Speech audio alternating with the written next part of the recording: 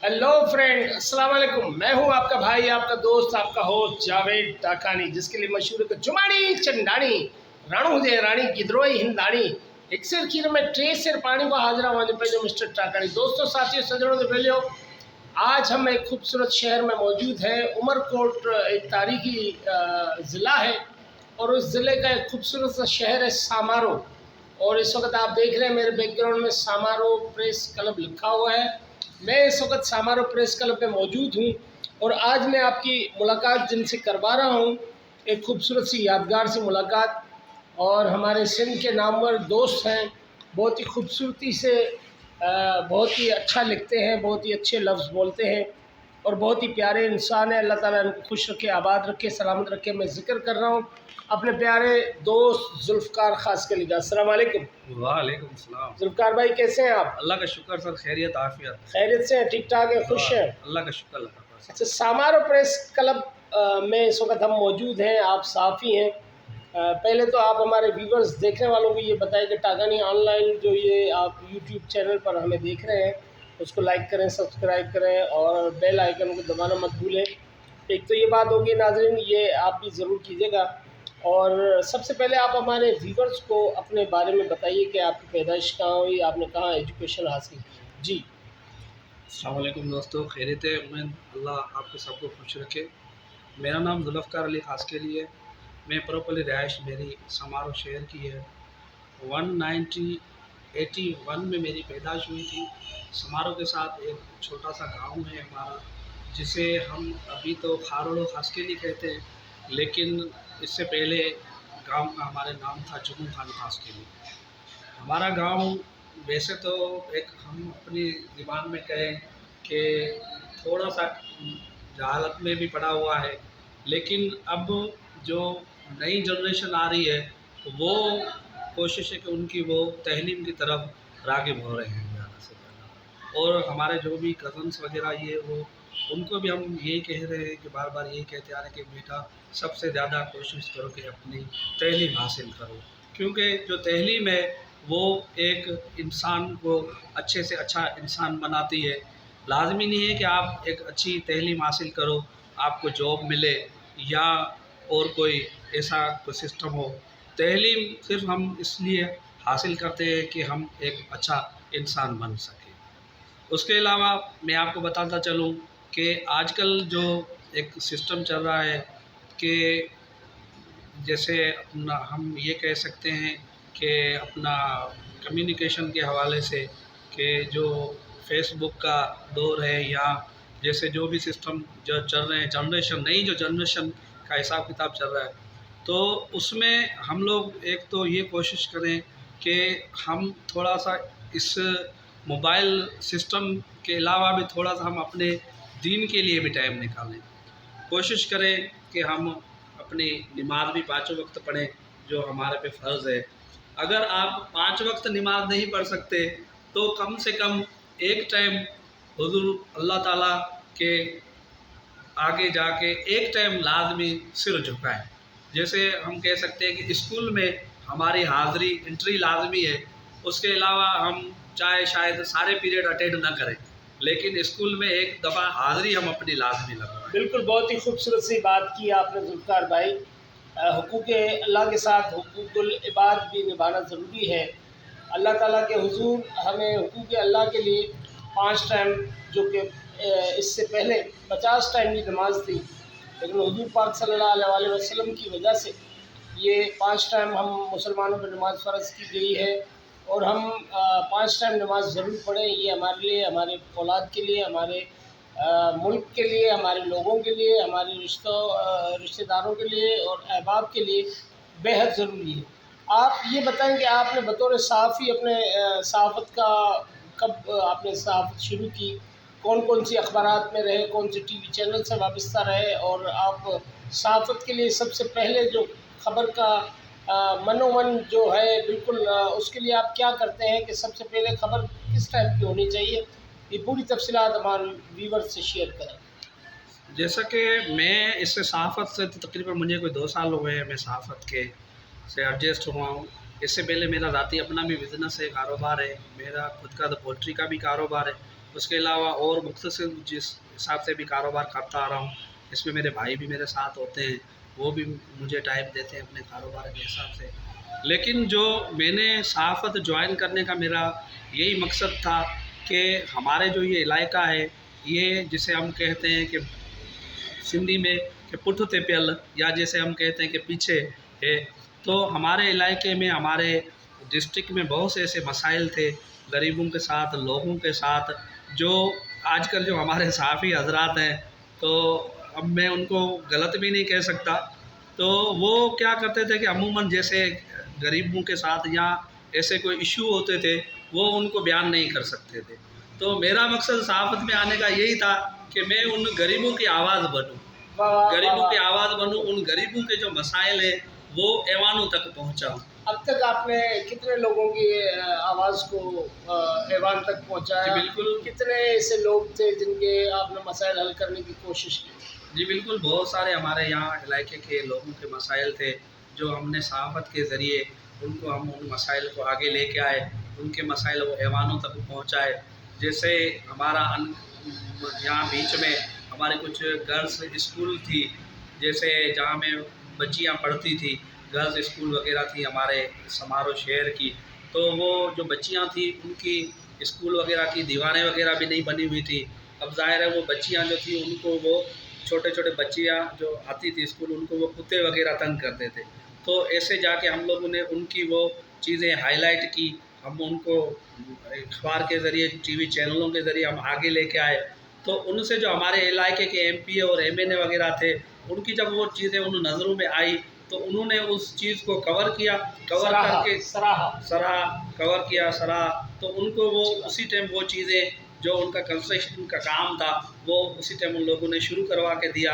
तो ऐसे और भी काफ़ी मसाइल हैं अच्छा, जिनको ये ज़ुल्फ़िकार भाई आपने काला चश्मा क्यों पहना है? कोई ख़ास वजह है काले चश्मे की? सर काला चश्मा मेरा शौक है कि पहनने का शुरू ये से। अक्सर वो हाँ, सियासतदान काला चश्मा ज़्यादा पहनते हैं, और सियासतदान भी इसलिए पहनते हैं कि अवाम उनकी आँखों में आँखें डालकर और उनका जो है वो अपना रवैया है, या उनके जो चेहरे पर जो उनकी आँखों में जो शर्मिंदगी होती है, तो सियासतदान अक्सर अपने आँखों पर काला चश्मा पहनते हैं ताकि अवाम उनकी आँखों में मौजूद उनका खौफ देख ना पाए, उनकी चालाकी आंखें छुपाने की वजह से देख ना पाए।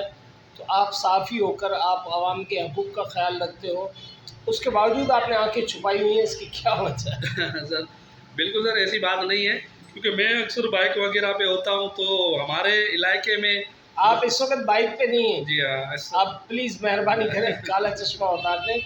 क्योंकि नाज़रीन मैं आपको बताता चलूँ कि सियासतदान अक्सर अपनी आंखें छुपाते हैं। बड़े-बड़े मशहूर और मारूफ़ सियासतदान हैं, उनको आपने देखा होगा कि वो अक्सर अपनी आंखें छुपा के रखते हैं ताकि अवाम का जो डर खौफ है वो उनकी आंखों से अया ना हो, जो चालाकी है, जो अय्यारी वो करना चाहते हैं वो उनकी आंखों से अया ना हो।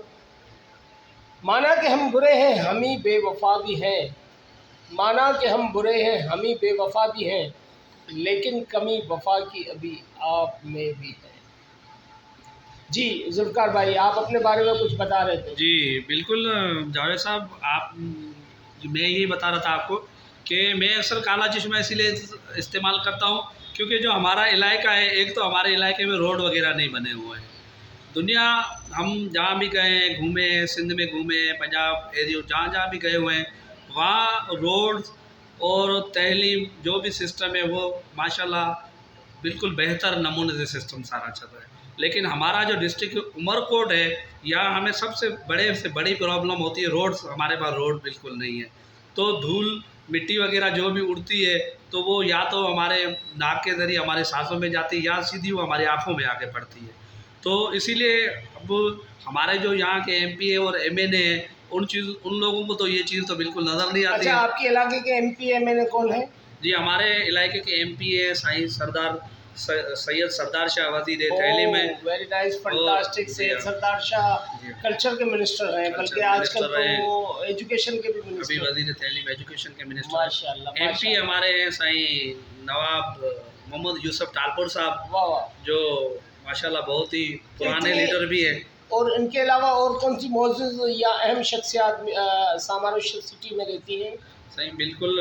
उसके अलावा भी काफ़ी जो हमारे यहाँ एरिया के हिसाब से भी मौजूद शख्सियतें रहती हैं, जिसमें पहली बात तो अभी सही अल्लाह ताला जन्नतुल फिरदौस में आला मकाम अता फरमाए हमारे सरदार गुलाम मुस्तफ़ा खासकेली साहब को, जो आमीन बहुत ही नाइस बंदे थे। आमीन। और अब उनके बेटे हैं सरदार गुलाम मुर्तज़ा साहब। वाह उसके अलावा साईं अपना जुल्फ़कार अली खासकेली साहब, वाह। जो साबका तालका नाज़िम भी रह चुके हैं। जी जी। उनके अलावा शकील कायम खानी साहब हैं। वाह उनके अलावा रफ़ीक कायम खानी साहब हैं, जो हाल ही में अपना टाउन कमेटी के जो थे, अपने सदर टाउन कमेटी के जो थे जी जी। चेयरमैन साहब थे, वो अभी तकरीबन कुछ ही उनको अरसा हुआ है। जी, ये तो हमारे हैं यहाँ की सियासी शख्सियत है। बकौल लेकिन आपके बकौल बकौल आपके जी जब इतनी मौजूद और अहम शख्सियत इस शहर में रहती हैं सामारो सिटी में, तो आप लोगों की सामारो शहर में इतने सारे मसाइल हैं, मसाइल का गढ़ बना हुआ है। यहाँ तक कि आने जाने के लिए रोड रास्ते भी साफ़ नहीं है, यहाँ का मैंने देखा कि पानी भी साफ़ नहीं है। और उसके अलावा यहाँ मैंने मिट्टी धूल हमेशा उड़ते हुए देखी है कि क्या ये जितने भी मौजूद अरकान हैं जो इस इलाके से वाबस्ता हैं, हमारे कल्चर के और एजुकेशन के मिनिस्टर हैं, इन्होंने इस बारे में कोई पेशरफ्त की है? जी नहीं, बिल्कुल सही, कुछ भी नहीं है इनके। हम लोग तो खुद भी इनके, क्योंकि हमारे रिलेटिव भी हैं, हम इनके साथ, हमारी फ्रेंडशिप भी है इनके साथ। हम लोग तो रोज़ाना अच्छा, जी हाँ, ये बात अभी पकड़ी गई है हाँ, नाज़रीन, आप लोग हमारे इनके देख रहे साथ होंगे। फ्रेंडशिप भी है जी। इनसे हमारी फ्रेंडशिप है, जी इसी हाँ। वजह से शायद काम नहीं हो तो पाते। नहीं, काम का मसला ये होता है कि सर हम इनको, एक तो लोग होते हैं कि इनको कुछ कह नहीं सकते, लेकिन हमारी फ्रेंडशिप होने की वजह से हम इनको कहते भी हैं बार बार। नहीं नहीं, कहना जी आपको हाँ, ज़रूरी चाहिए, जी हाँ, क्योंकि हम इनको आप अवामी नुमाइंदे जी हाँ, आप हैं। अवाम के जो मुतालबात हैं, अवामी मसाइल हैं, आपके शहर समारो शहर सिटी के जो मसाइल हैं, वो आप ऐवान बाला तक इन लोगों तक पहुँचाएँगे, तो ही शायद वो इस बात को आप बार बार करेंगे, झिझोड़ेंगे उनको, तभी जाकर वो असम्बली में आपके मसाइल का हल ढूँढने के लिए वहाँ पर ज़िक्र करेंगे। बाद में वो प्लानिंग ओके होगी और फिर आपके शहर के मसाइल हल होने के लिए रोड रास्ते बनाए जाएंगे, साफ़ पानी की पहुँचाया जाएगा, और शहर में जो ये धूल मिट्टी उड़ रही है उसके बारे में सोचा जाएगा, जब तक आप साफ़ी न चाहें। जी बिल्कुल सही। हमारे जो भी एरिया के जो हमने आपको शख्सियतें बताई हैं, हम उनसे रोज़ाना के तौर पे मुलाकातें भी हमारी उनसे होती रहती हैं, और बार बार हम उनको याद दहानी ये कराते रहते हैं कि मेहरबानी करके आप हमारे इलाके के बारे में सोचो और कोशिश करो कि लोगों के मसाइल हल करो, और इंशाल्लाह ये कोशिश करो कि आइंदा के लिए जो एमपीए वगैरह की सीट है वो हमारे ताल्के समारोह से होनी चाहिए। तो उसमें कोई भी आ जाए, हम ये नहीं कहते कि फ़िलहाँ एमपीए बने, फ़िलहाँ एमपीए बने। अब यही कोशिश होनी चाहिए कि हम उनको कहते हैं कि भाई कोई तो आगे आए, कोई तो आगे आके एमपीए की सीट पे बैठे, जो हमारे कोशिश करके हमारे इलाके के मसाइल हल करे। माशाल्लाह, बहुत खूबसूरत सी बातें, बहुत ही प्यारी बातें, इलाके के मसाइल की आपने निशानदही की, उनको उजागर किया, बहुत अच्छी अच्छी बातें की। हमारे व्यूअर इस वक्त देख रहे हैं टाकानी ऑनलाइन।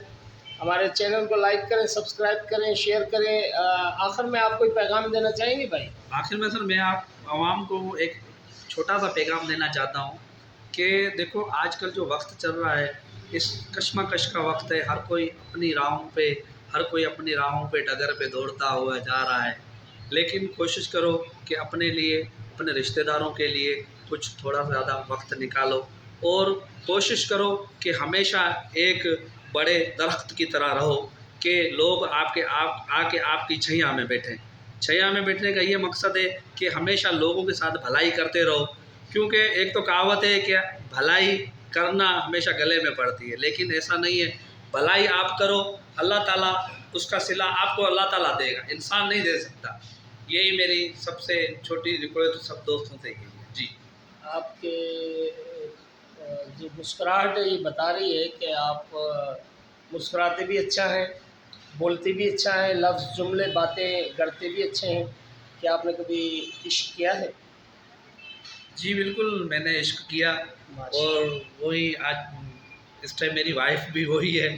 जी हाँ। जी नाज़रीन, ज़ुल्फ़कार खासकेली साहब जो कि सामारो सिटी में एक बेहतरीन सहाफ़ी हैं, अपनी खूबसूरत सी बातें, अपने खूबसूरत से तजर्बों से हमें आशना कर रहे थे, हमें बता रहे थे कि उमरकोट जो कि बहुत ही एक तारीख़ी ज़िला है, इस तारीख़ी ज़िले में ये समारो प्रेस क्लब के सहाफ़ी हैं, अवामी मसाइल की निशानदेही करते रहते हैं, अवाम में मौजूद अपनी मौजूदगी एहसास भी दिलाते रहते हैं और अपने MPA MLA अपने इलाके में रहने वाले तमाम मिनिस्टर्स और दीगर दोस्तों को भी अपने मसाइल की निशानदेही के हल के लिए गुफ्त शनीद भी करते रहे हैं और अपने मसाइल उनकी खिदमत में पेश भी करते रहे।